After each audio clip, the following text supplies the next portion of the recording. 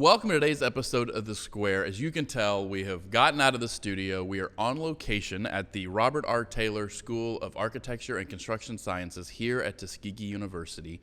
We're having a curious conversation with Professor Amma Asamoah. Thank you so much for being here. Thank you for having me. As I was doing the research and the prep for this, I was astounded because you have a really broad set of experience, especially for somebody so young. And I'm curious with your work in the commercial sector, your work in the academics sector, there's just been this, you can just tell there's kind of this line of fulfillment that comes out of design. Where does that come from? Was that something that you just, as a child, you always had, or where did it come from? You pretty much. I blame my mother. I decided that I wanted to go into design at a very early age. I was 6 years old, actually. And remember back in the day, they used to have like sets of Encyclopedia Britannicas. Yeah, absolutely. So my mom, whenever I'd ask her a question about something, she'd tell me, go look it up.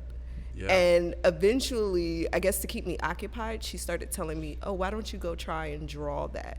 So I was obsessed with monumental buildings like the Taj Mahal, the pyramids at the Giza. really big ones. Yeah, it was just like, this is dope. Oh my gosh, I can do this, right? So I started studying architecture. I was a nerd. So I started studying architecture. My dad used to subscribe to Architectural Digest. So I was like just immersed in that. On top of it, it was like, okay, I'm really good at art. I love making things with my hands. So I would sew, like I got a sewing machine when I was 7. I would draw, I would make up little floor plans of different places and spaces. So with all of those different interests, sewing and painting and drawing and working with your hands, why architecture? My mother. Really? Yeah. First of all, my father was just like, you must be a doctor. You must be a doctor, lawyer, engineer. He's from Ghana, so that is a typical West African parent response. My mother, however, she is a member of the Nation of Islam. So we know them to be a black nationalist group. Right. And the idea is that anything that will boost the black community, you got to do that thing. So just being an artist wasn't enough. Just being a fashion designer wasn't enough. You have to be an architect. An architectural engineer, no less. But I was like, I'm not taking all that math. Yeah. So I'll meet you in the middle and do architecture. Exactly. This is what you're going to get. But yeah, it was my mother. It's like, you have to do something to help rebuild the black community. I grew up on the East Coast. I was born in Brooklyn. We later moved to New Jersey. We lived in Camden, right in the middle of the crack epidemic, and literally could not go play in our backyard because there were crack needles scattered everywhere. Wow. So it's like, you have to do something that can change this environment. Yeah. And I didn't fully understand the gravity of it at that time. Obviously, I was 6, 7 years old. Right. But as I got older and really started understanding what architects do, I was like, aha, this is my thing. So then eventually you come and you actually attended Tuskegee University, correct? I did. And was it because they had the architecture program that they have, or? So I actually, prior to coming to Tuskegee, I came as a transfer student. And so I received a scholarship while I was at a community college in Philadelphia to go and study abroad in Ghana. I really wanted to go to Japan. Let's start there. But again, my parents, my father was like, no, you must go home. You must learn about your heritage. And I'm just like, for real? Like this, I'm going to be Japan, Ghana. So I got the scholarship. I proposed a sustainable design research project in Ghana. And that was part of the requirement for the scholarship. So I went, and while I was there was a young lady, Diane Wilson, who convinced me that Tuskegee was the bee's knees. I told her I was going to transfer to Drexel because that was the kind of the lineup for that particular community college. You do 2 years at community college, the rest at Drexel. And I'm like, all right, cool, bet. Nope.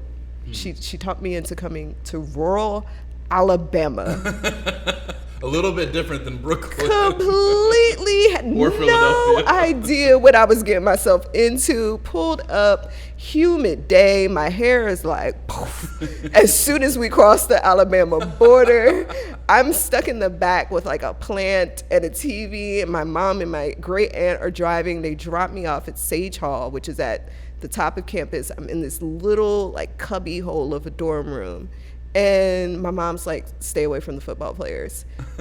Call me if you need anything, and then gets back on the road. We're headed out. That was it. Yeah. So that was my introduction to Tuskegee University. It was just like, okay, rainy, hot place. Get a lot of walking, no car. Yeah. Very, very hot. But when I came to the architecture building for the first time, I was met by some of the coolest students from all over the country. Yeah. And they just embraced me like it was a real family. Like I got adopted the first day by the NOMA president at the time, NOMA's president at the time, who was from Chicago. And he was just like, I'm gonna be your big brother. I'll show you around. We'll take care of you. We're family here. And that's what it became. Like we all just took care of each other. So is there, you talked a little bit about NOMAs. Tell me a little bit about what that is. So the National Organization of Minority Architects Students was my first introduction to a student organization here at Tuskegee's campus. I was also part of AIAS. I served leadership roles in both organizations while I was a student. But for me, it was like kind of a big brother, big sister initiation program. Yeah. They showed us the ropes around the department.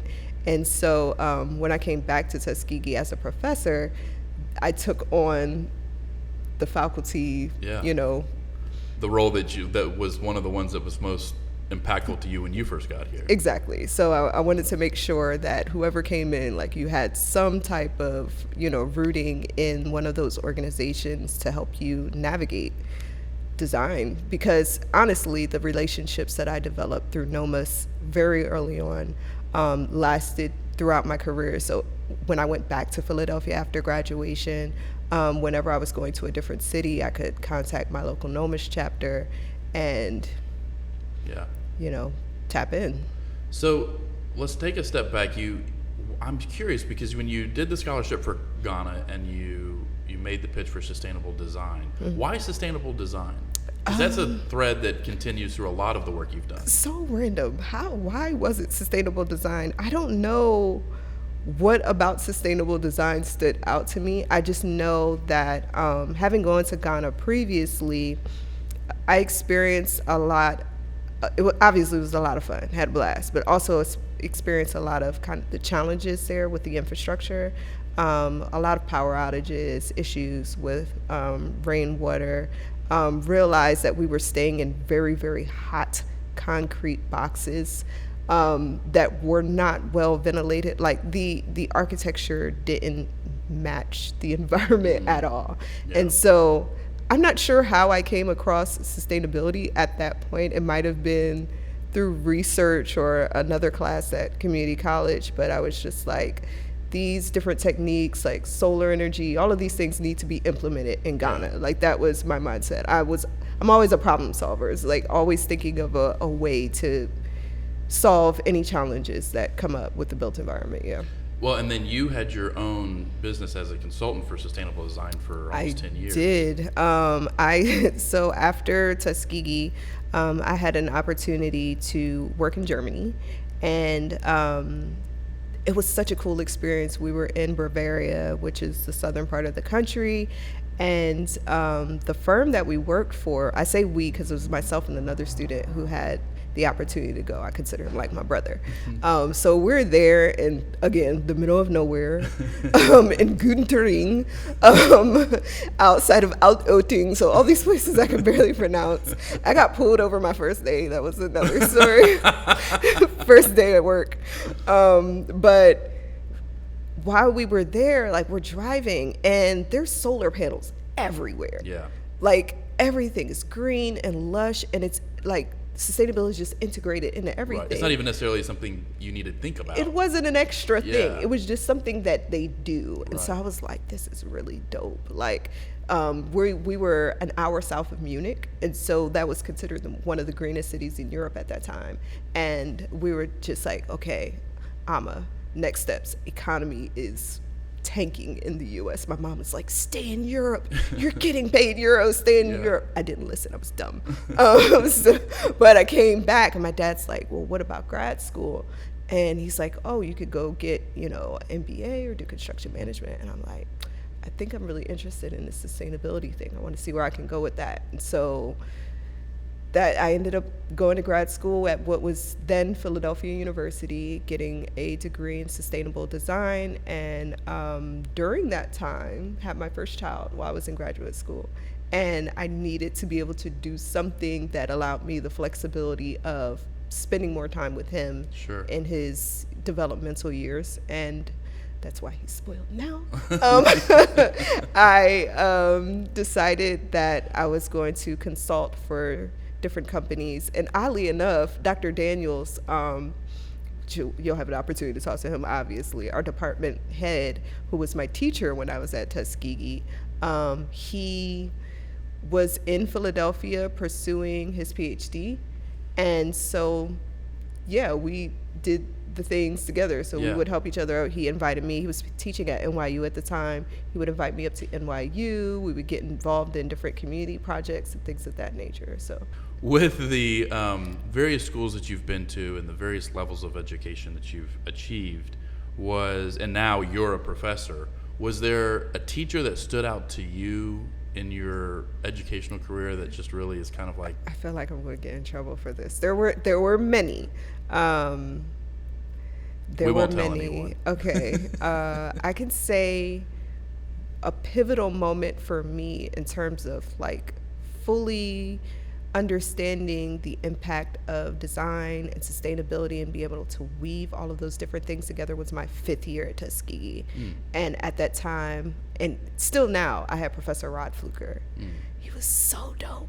He was a licensed architect. He's really cool, former Crimson Piper. So he's like got this little swag, but he's like very, very low key.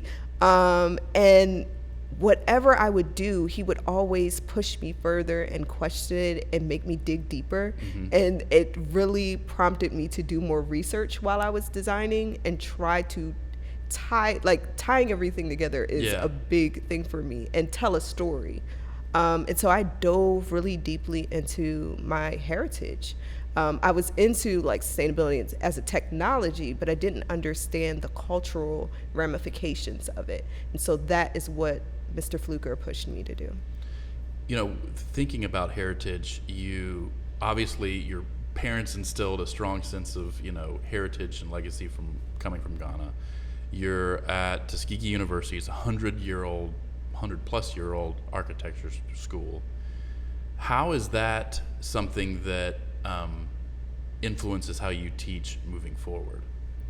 Well, being that I come from a demographic where we are underrepresented in the field, I'm constantly reminding our students of how impactful their legacy is. As a Tuskegee student, you are a part of that legacy, and it is imperative that you honor that. You honor the sacrifices of our ancestors. You understand the gravity of what was done here in making the bricks and building the campus, designing the school when we weren't even allowed to be licensed really at that time, or practice elsewhere. We created community. We built an environment where there was none. And so I want them to understand their own power. And their own power is rooted in part in that history. You chose to come here for a reason. There's something about this place that really does pull you in. I was here during COVID pretty much by myself because everyone else, the students had gone home off of campus, and I was staying in faculty housing. During that time, I started running, I started gardening, and I would stop in the resting place of George Washington Carver and Booker T. Washington and just walk the paths of people. Like, they're resting, but it was so peaceful to just kind of sit and reflect. And so I encourage my students to do that. It maybe sounds a little morbid, but I see that transition death differently because of my ancestry. So where I come from, ancestor, to become one is an honor.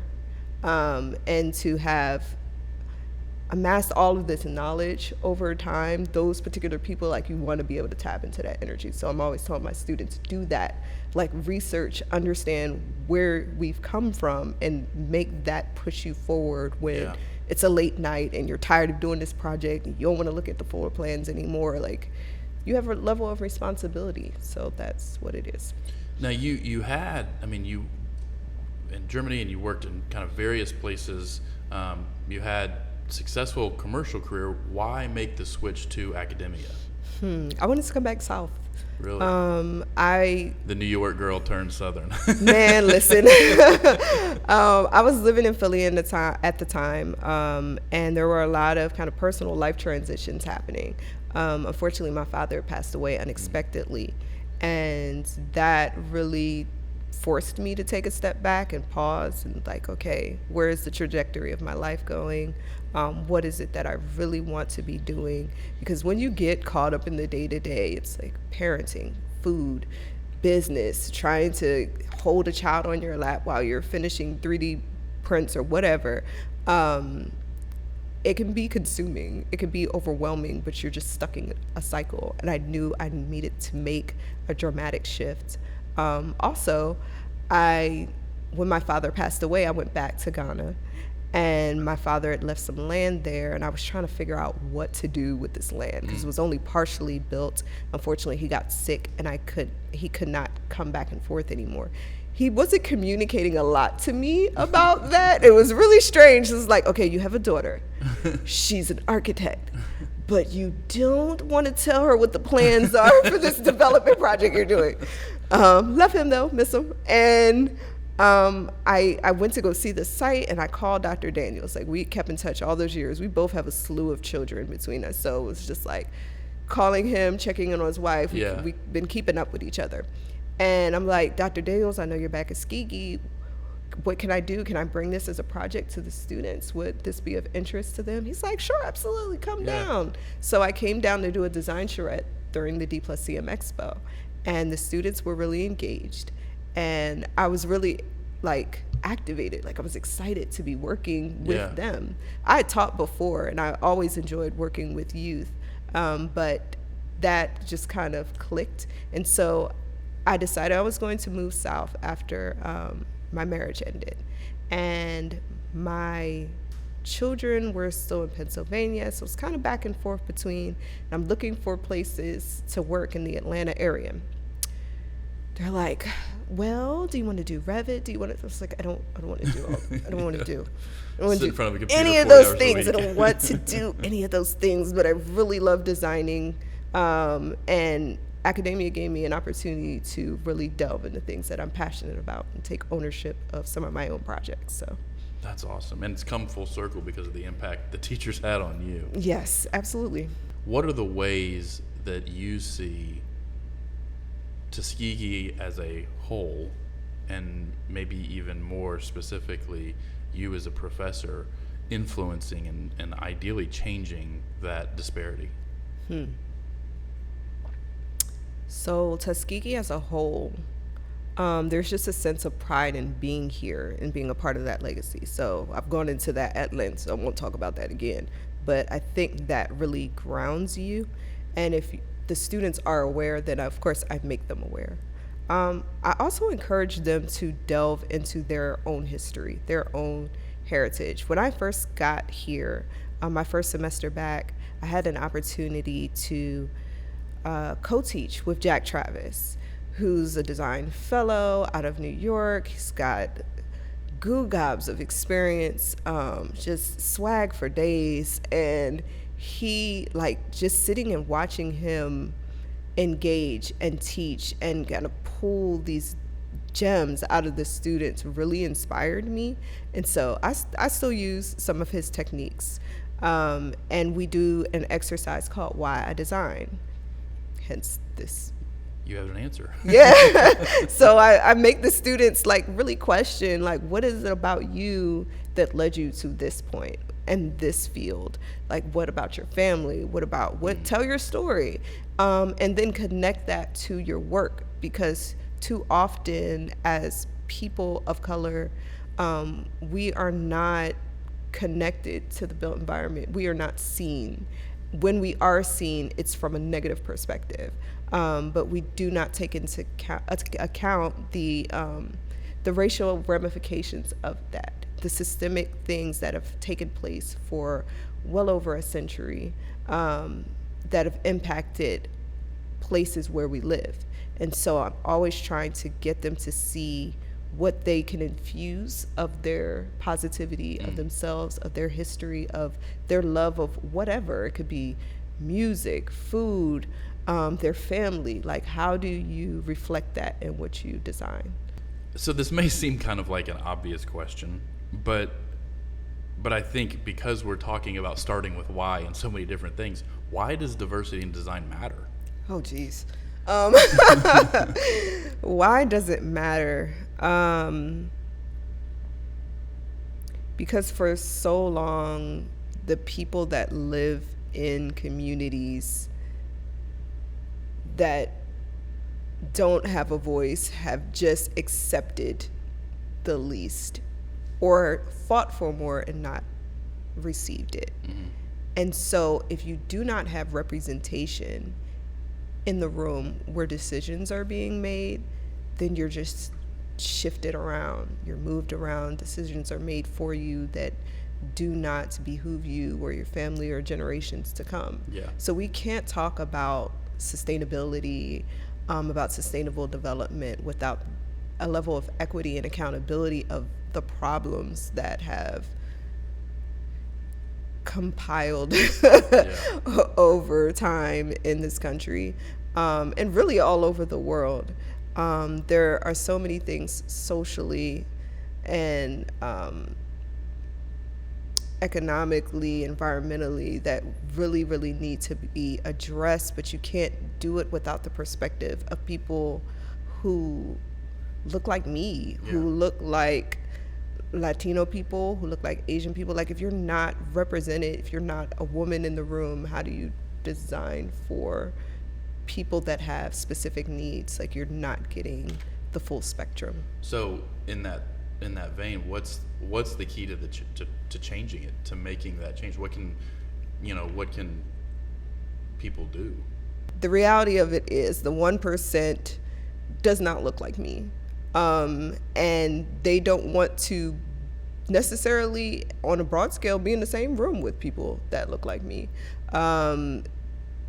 They feel that their power and their influence is attached to keeping us out. And the reality of it is we all have something to bring to the table that solves a greater problem of preserving, like, culture and our planet, and making sure that our children can survive for generations. But if the accountability is not taken, like, if you don't acknowledge that you have a problem, the problem is not me. You've created this issue. You've created these issues. So if you don't address it, like, I can't take responsibility for that. It would seem like before you can even expect accountability, there has to be an awareness. What are the keys to having that awareness? Take a look in the mirror. You have colonized, degraded, taken over different environments, or just left environments to deteriorate out of greed, or for a lack of capital, for capitalism, not a lack of, but for capitalism or industrially, like, whatever your mindset is that will push you to continue to push other people down because they don't look like you. Like, that's a you thing that you need to deal with. Like, it's not the responsibility of people of color to tell people in power what they need to do. I can address things in my community from my level. That is my responsibility. I have a responsibility. But if you're constantly putting barriers in place, what is driving you to do that thing? So some examination then. Yeah, some self-examination, some self-reflection, some education, on behalf of yourself, on behalf of generations to come after you. Because the reality of it is, these structures and systems and the way things are, it's taught. It's not inherent. It really is taught. Like, you teach people to hate, you teach people to be greedy, you teach people to be selfish. And so if that is the way that you are moving about in the world and it's impacting millions and billions of people, you got to really take a step back and say, like, this is not sustainable, not just for me, but for everyone. So what can I do to make a difference? Give me some examples of either of places or projects that are doing it right. Wow. This is going to sound really weird, but places or projects that are doing it right. They have that kind of acknowledgement, that awareness of it, and they're addressing it. Okay. So this is kind of like a really old precedent, but when I was here at Tuskegee, one of my my teachers was teaching urban design, and she made us watch this documentary called Learning from Curitiba, and it's a city in Brazil, and they were addressing all of these environmental, social, transportation issues in their city with city planning initiatives and sustainable initiatives. And what was cool is that the mayor had a background in urban planning, and he was just very systematic about problem solving from that lens, and addressing different tiers of people from different, how do I say this, classes, if you will. Making sure that the poor person still had an opportunity, as well as the wealthy person. Everyone had access. Sure. It seemed like that was the goal there. And so that precedent always stood out to me as something that in urban areas potentially that could be implemented elsewhere. There also seems to be some impact. We were able to talk with some of the NOMA's student leaders, and you can tell that they have a real desire to, see, it may sound kind of corny, but see a design good for all. The work that just happened, the team from Tuskegee that took first place in the North Nashville competition, seeing their passion for it it's inspiring to be around. Are there opportunities? I mean, it's just a competition. To be perfectly frank, chances of that design ever being built probably never going to happen. But it feels like it's important for those competitions to happen and those kinds of opportunities to be taken advantage of because of the inspiration that has, almost a butterfly effect. So I'm not sure how other schools teach their students to design, but we teach our students to design that way. We teach them to design with acknowledgement of a problem, a challenge, and design with empathy. Like, there has to be an emotional buy-in. You have to be able to connect, because the NOMA's competition specifically always addresses an underserved community in whatever city that we are having our conference in. There's always a community service aspect, some type of connection to the people that are there. We're trying to help, like, we want to be citizen architects. And so that is the desire. When a student comes out of Tuskegee, you're not just going to get a big cushy job and a penthouse. That is not the idea. The idea is to be a change maker and an influencer. And so we deliberately teach our students to do those things.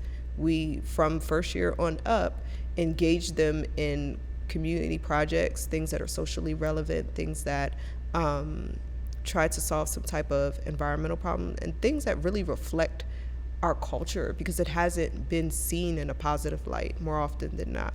Like, hip-hop architecture is really big now because Michael Ford has blasted it across the world.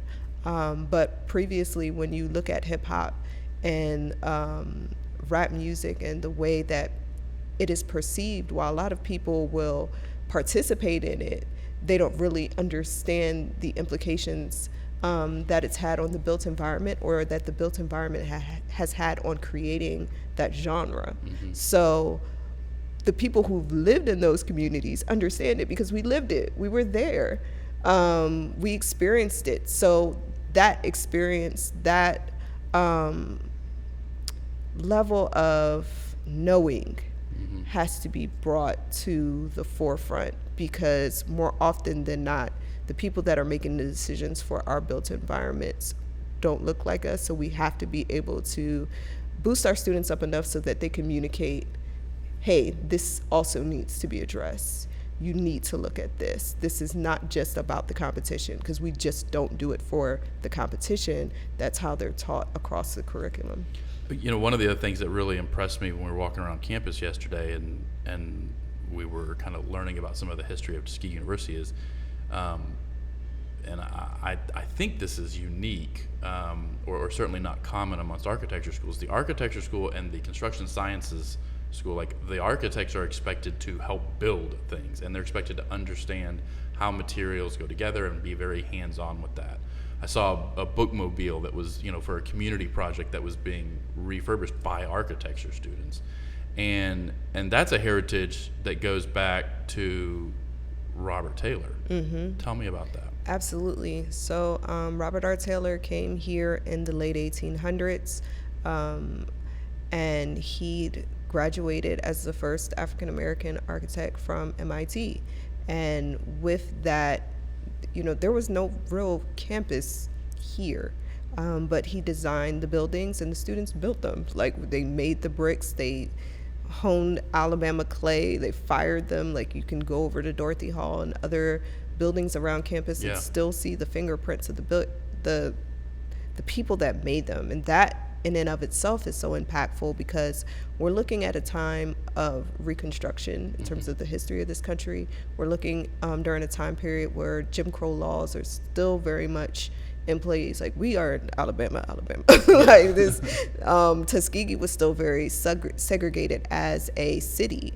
And so for people who were previously not allowed to read and write, your only acknowledgement of, I was here, I contributed to this, it's like pressing your fingerprint into a brick, or putting your brand into, you know, some iron, or integrating a symbol that, you know, Massa didn't understand. Like, you are making your presence known. That is important. So we want our students to be hands-on, because they need to make their presence known. They need to stand up and say that I'm here, and be confident in that, and understand that them being here, their contribution has value to this country. What is it that excites you about the future?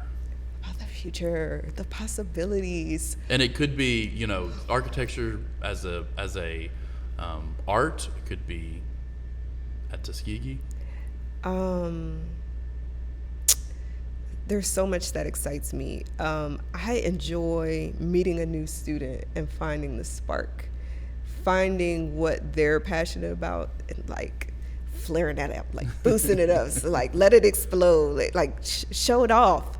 That is exciting to me. Doing more of my own artwork, and potentially having like a campus abroad, and taking students to Ghana and letting them see more of the world, which we do a lot of study abroad, but I don't think we've done a lot on the African continent. Professor Fluker has taken students to South Africa and Liberia, but recently, like, development in Ghana is booming, so I really, really want to take some students back home. So the possibilities are exciting to me. What happened with the property that your dad The had? property is still under development. What I did, I established a foundation in his name, made my children board members, because they're eventually going to have to take on the reins, and I started integrating the development of that project into my design studio. So my third year studio for the past, well, we did it 2 years consecutively. Last semester we worked on a competition. This is in the spring, and this year we're working on it again. So it's like a fielding of ideas, and hopefully we'll get some investors and start Yeah. actually making things happen. So Tuskegee's going to be celebrating their 150th anniversary before too long. It's, a few years down the road. What does architecture look like when that celebration happens? As a practice? I hope that architecture looks like branching out more into the Tuskegee community. There's a lot of disparity between town and gown here. There's a lot that can be preserved and developed further on campus. And so I would like to see growth. I would like to see more community engagement. I would like us to, go and get some of those high school students and let them know about architecture, or elementary school students, so they can be just as passionate as I was at 6 years old and understand that the pyramid at Giza and the Taj Mahal are right down the street at Tuskegee University, and they were built by people that look like me. Yeah. Professor Amma, thank you so much for being here and having this conversation. Thank you, Brandon. Thank you for watching. We'll put more information in the description below related to Professor Amma, and make sure to check out the next episode of The Square.